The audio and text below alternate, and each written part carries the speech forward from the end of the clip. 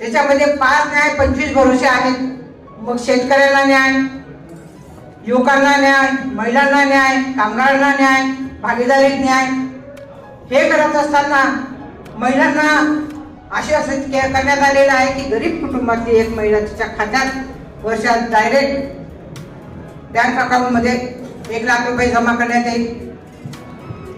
जी महिला शिकलेली आहे, केंद्रीय नवीन भरतीमध्ये तिला 50% आरक्षण मिळेल. अंगणवाडी सेविका, आशा वर्कर, माध्यान्ह भोजन करणाऱ्या ज्या महिला आहेत त्यांना देखील त्या ठिकाणी मानधन त्यांचं डबल करण्यात येईल.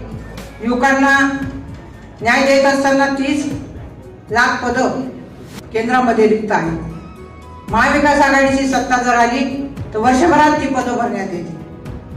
त्याचप्रमाणे त्यांना देखील ग्रॅज्युएट झाल्यानंतर लगेचच नोकरी मिळेल.